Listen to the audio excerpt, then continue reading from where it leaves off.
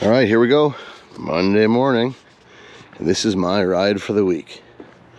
This is actually a sweet little rig. Putzmeister TK60HP.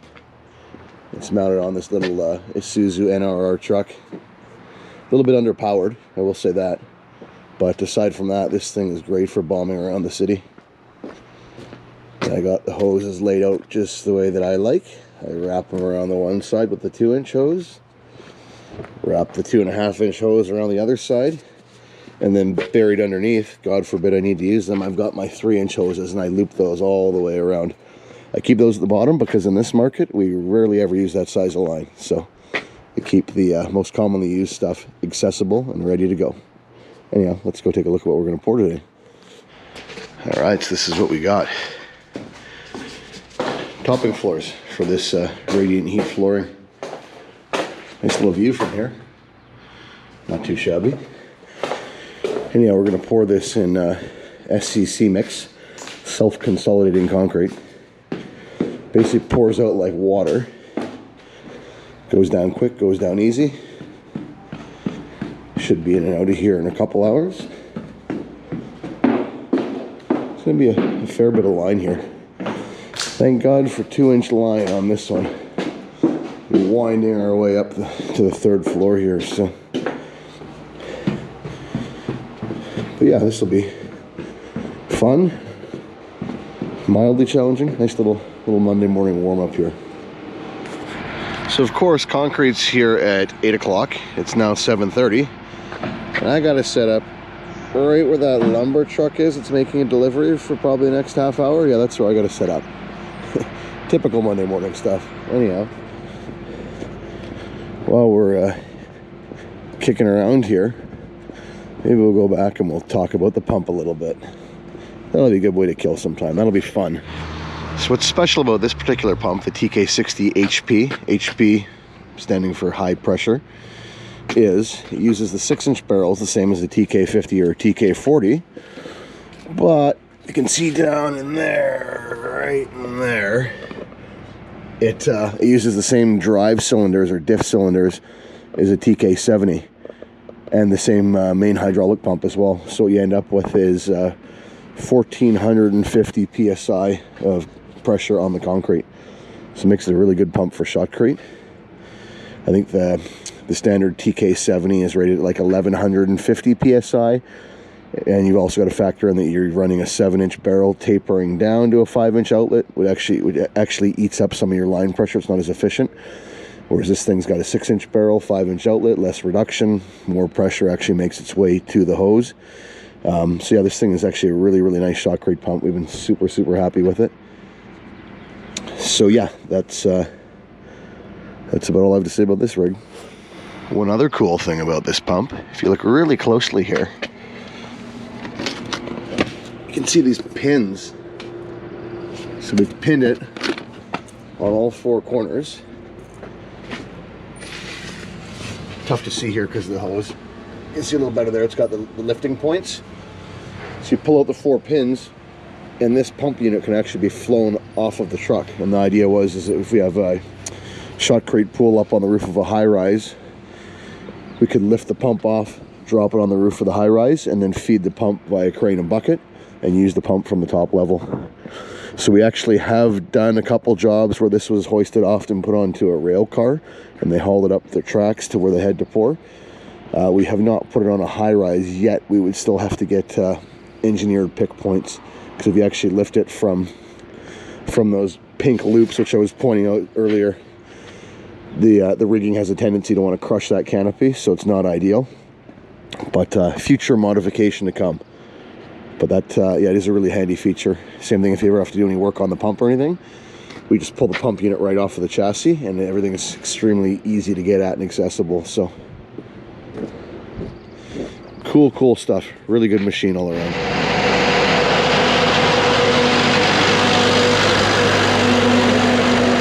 I'm not going to believe it. Oh, You've done that double yourself. screen. There we go. Yeah. But disappointed. Okay.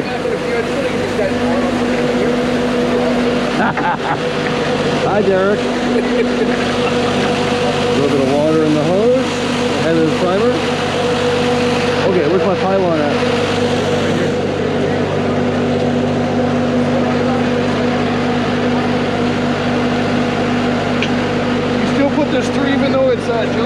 Yeah.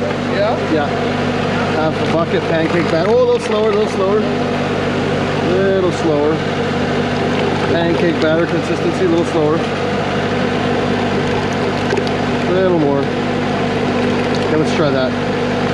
Yeah, this stuff's full of chemical. When the rubber sucks the chemical out, the rubber line, it plugs harder than anything you ever seen. Really? Yeah. Even though it's piss wet, it's actually kind of crappy to prime. So that is why.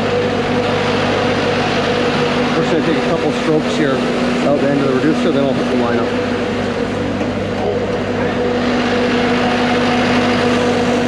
Are we ready? I don't know, are you? I think so. Okay, here we go.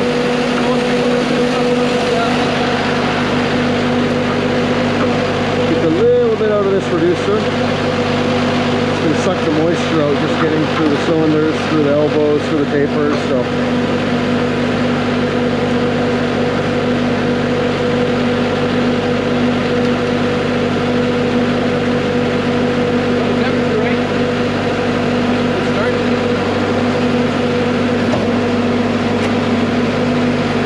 Just a little bit here. Good. Okay.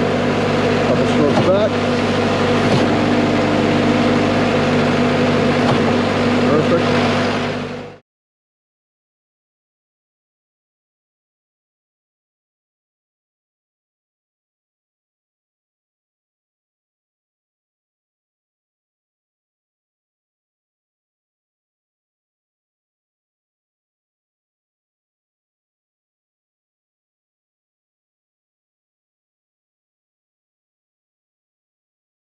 Big crate there.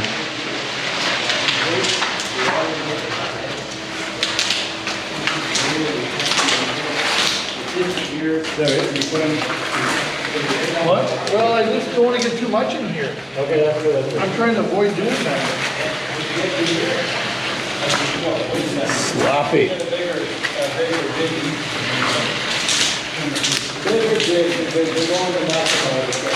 Did you know this stuff is so wet they don't do a slump test, they do a spread test? Yes. So we're going to educate our viewers here.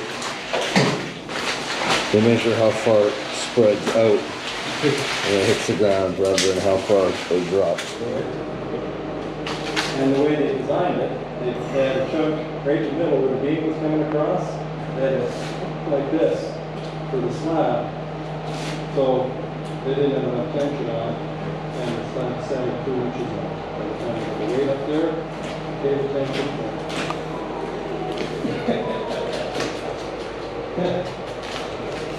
So, big adjustment. It's getting to be too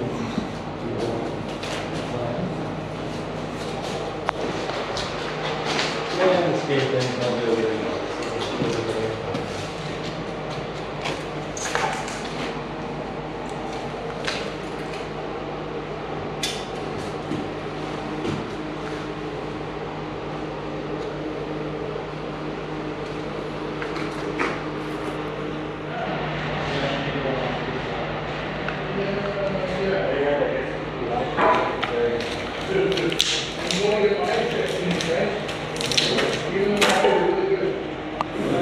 Not bad for self-leveling. They just put tile on top of this stuff anyhow.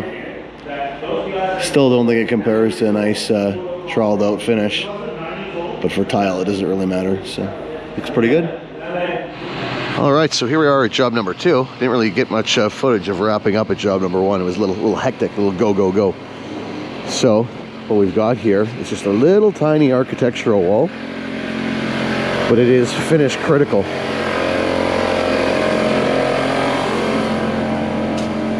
It's this little thing right here. But because it's finish critical, what we're going to do, there was nowhere to wash out on site on the last job, and I didn't want to have to divert to the washout area and come back. This would have cost us a couple hours time, so we just came straight here. So what we did was we pumped the hopper super, super low. See if we can get a better look here. See how low that is?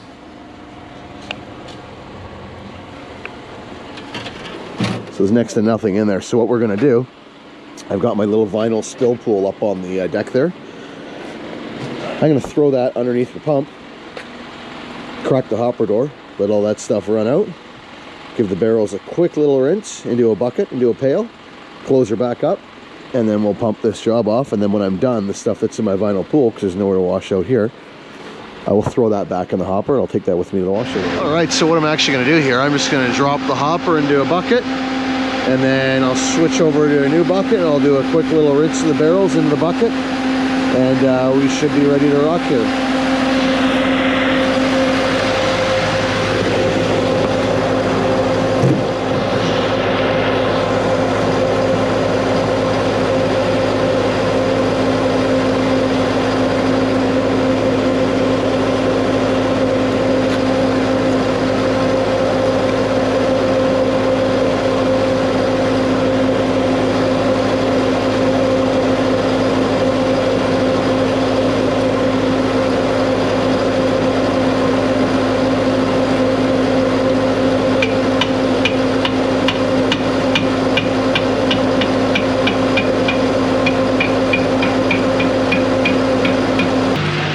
Alright, so we got here,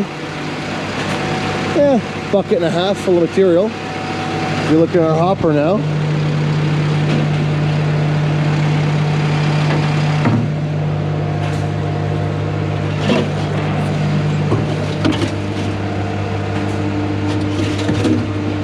nice and empty. So no contamination of any significance. And then what I'm going to do when we're all wrapped up here, I'll throw those couple buckets of material back in the hopper and we'll take it to the washout area. But this saves me from having to go to the washout pit in between jobs here. Especially for a nice little quick little money maker job like this, it'd be a real shame to have to divert 2 hours just to clean out. So chained up, geared up, ready to go. Mixer driver safety, because we love our mixer drivers. We run the rubber mat, heavy rubber mat, blast mat if you want to call it that. We also have the elbows and reducers chained to the hopper in case that clamp were ever to come loose from that flange. Everything is pinned, and we always pin everything within the vicinity of the back end of the mixer truck, the back end of the pump rig. So if anything unfortunate were to happen, we're safe, we're secured. Mixer driver's not going to be in harm's way. This is the way we do it every time. Turn it off for a second there? Yeah.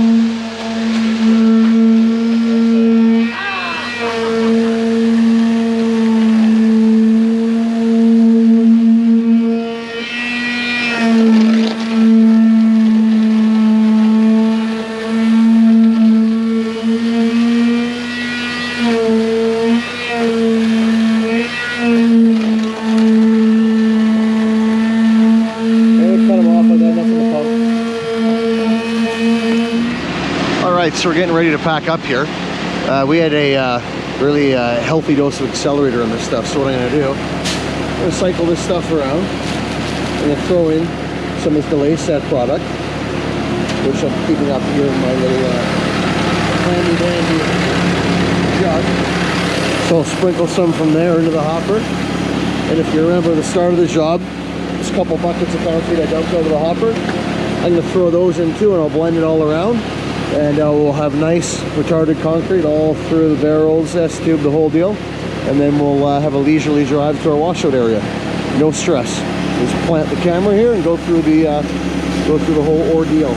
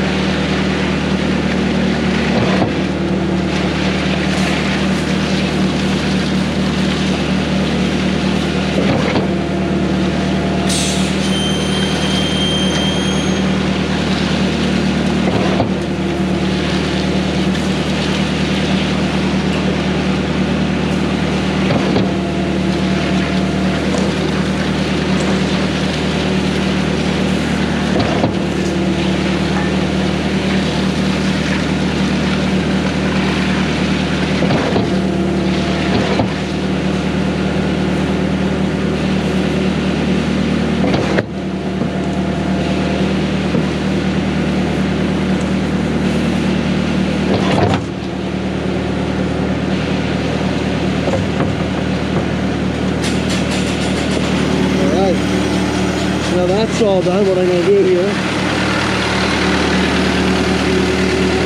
trust a little 2-inch sponge ball. We'll throw this in the end of the hose and I'll just suck these couple hoses back.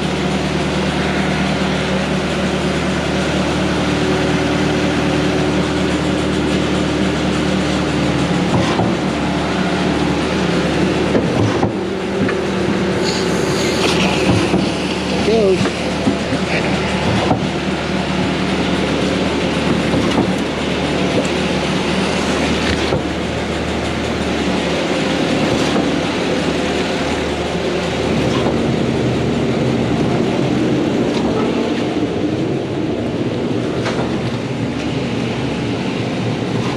Feel it going back there. Oh, there it goes. Just went past my hand.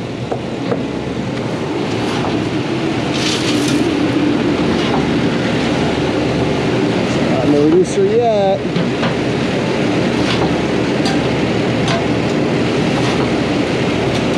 There we go, now she's home. Let's have a look. Let's see what we got here. Pin was a bit of a wrestling match to get in here. There she goes.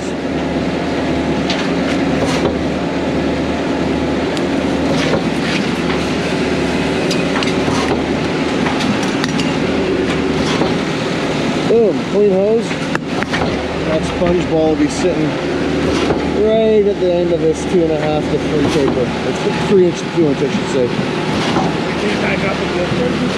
So I've kicked those up, suck that back in the hopper, bust the reducers off, rinse them clean, load everything up, and then we'll head on out to the washout area.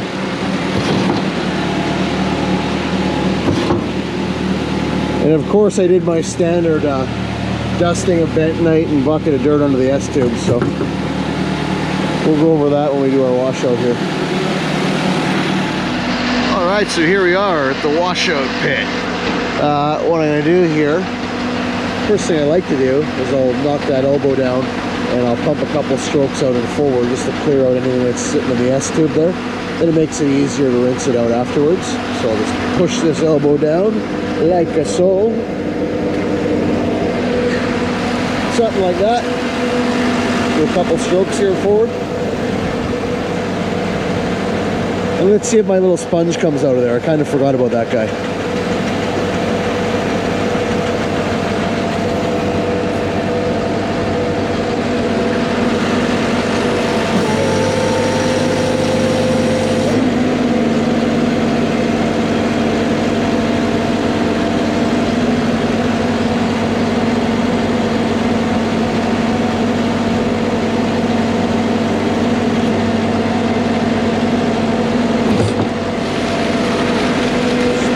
Sponge, where are you?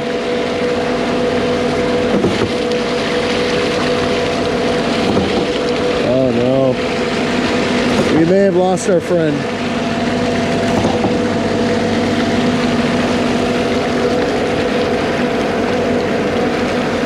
Yep. Another one bites the dust. That's a fail. That's $2 down the drain. Anywho, so I'll knock all this stuff off. Proceed with my washout. I'll throw the camera up on the lid of the hopper here so you can see how well, or not well, my bentonite and dirt works.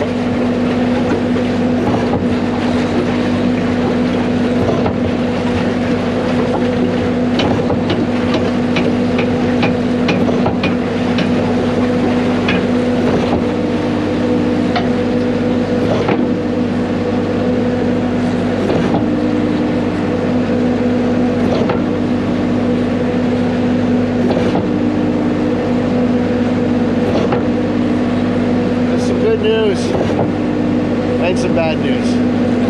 Found my sponge. Yeah. Oh well, I was having such a good day too.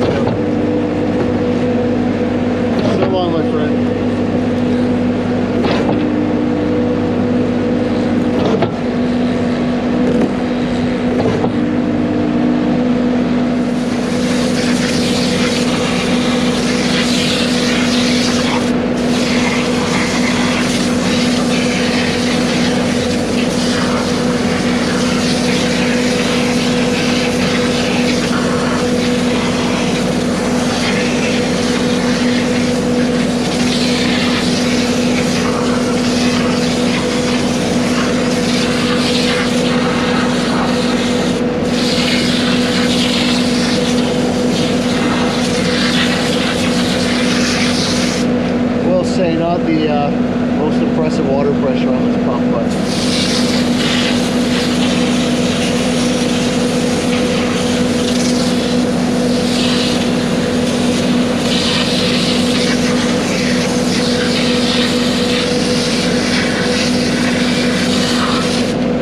this is the part here where we get a really bad buildup under the bearing, but you'll see the dirt come out here.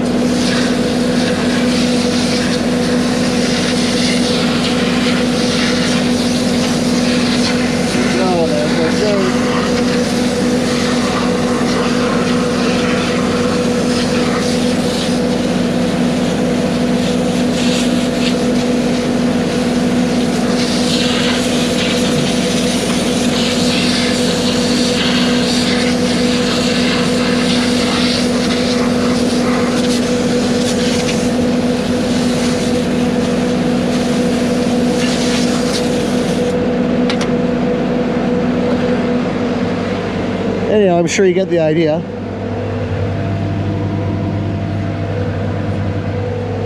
I'll just show you up close and personal here under the S-tube how this stuff comes out.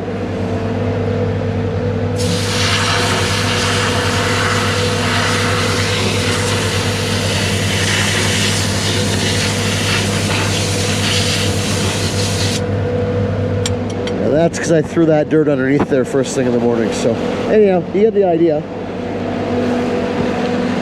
I'll just finish up my washout here, grease this thing up, and park it for the day. But yeah, that's a nice little 2 easy jobs with the line pump. The first one was easy-ish, 200 feet of hose, but it was 2-inch line, so I won't complain. But yeah, that is almost the perfect little day of concrete pumping. Always a happy day on the line pump. Once again, thank you for watching. Like, share, subscribe. Over and out.